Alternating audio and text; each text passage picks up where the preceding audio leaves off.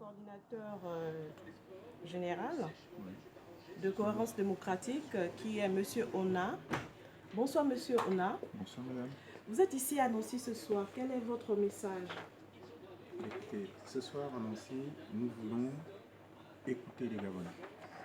Nous pensons que aujourd'hui, on ne dialogue pas assez dans notre pays. Donc nous sommes aujourd'hui pour venir donner la parole à ces compatriotes pour qu'ils nous disent ce qu'ils pensent de notre Gabon. D'accord. En 2016, année des élections présidentielles, que pouvez-vous dire sur la situation politique du Gabon? Mais écoutez, le constat est là. Les gens sont aujourd'hui dans des ambitions personnelles. Et c'est vraiment un regret que nous faisons ce constat. C'est-à-dire qu'on occulte le dialogue, le débat d'idées qui est essentiel pour la vie démocratique d'un pays. Nous sommes aujourd'hui lancés dans des projets personnels, dans des ambitions personnelles et des débats de personnes. Donc, nous voulons recentrer les choses, revenir dans une cohérence démocratique, donner la parole à chaque Gabonais, la démocratie participative. Parce que, voyez-vous, chaque compatriote est utile au pays. Quelles sont vos ambitions pour la diaspora gabonaise et ceux qui vivent au Gabon? Nous sommes là pour incarner en fait le renouveau politique. Nos ambitions, c'est susciter des vocations pour que les gens comprennent que c'est en étant ensemble, c'est en s'engageant que les choses peuvent s'améliorer. 60% de Gabonais ne vont pas aux élections, ils ne vont pas voter. Nous sommes là pour donner la parole à cette majorité silencieuse. Leur dire que c'est avec eux que le pays va se faire, qu'il faut arrêter de se plaindre, qu'il faut arrêter d'être spectateur. Il faut désormais être acteur de la vie politique. Venez nous rejoindre, ensemble, nous allons incarner le renouveau de la vie politique gabonaise. Étant donné que vous l'incarnez parfaitement, quels sont vos objectifs pour les années à venir concernant votre pays? Écoutez, déjà, actuellement, nous voulons contribuer à l'amélioration de la gouvernance. Ça, c'est clair. Nous l'affichons clairement.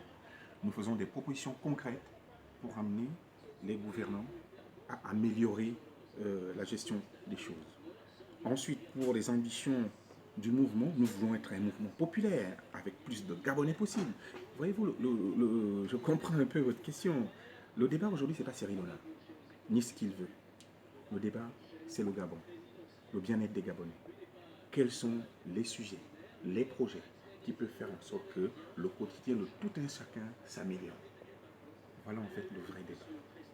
Étant donné que vous représentez la jeunesse gabonaise et que la jeunesse gabonaise compte sur vous, et si vous incite à vous présenter par exemple en 2020 ou 2025, est-ce que vous seriez prêt à vous présenter? Vous voyez, le destin appartient à Dieu. Nous ne sommes pas en 2023, nous sommes en 2016. Il s'agit aujourd'hui de nous occuper de ces sujets-là parce que beaucoup de gens souffrent. Il faut apporter des solutions urgentes à cette situation. Ensuite, nous regardons l'avenir parce que j'ai coutume de dire que l'avenir se conçoit aujourd'hui. Effectivement, si d'ici les années à venir, il y a beaucoup de Gabonais qui adhèrent à Cohérence démocrate et aux idées que nous véhiculons, ensemble, nous verrons dans quelle mesure nous pourrons essayer de voir, de contribuer à l'amélioration de la vie de tout un chacun. Parce qu'encore une fois, le débat, ce n'est pas Cyril Hanouna. Le débat, c'est le peuple gabonais, notre Gabon, et comment faire pour que chacun puisse y trouver sa place. D'accord, monsieur, un mot de fin? Le mot de la fin, c'est de dire aux Gabonais de la diaspora d'avoir confiance en eux. N'ayez pas peur.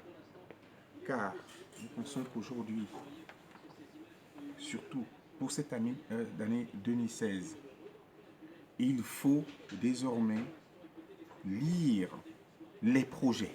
Quels sont les projets qui peuvent aujourd'hui faire avancer les choses?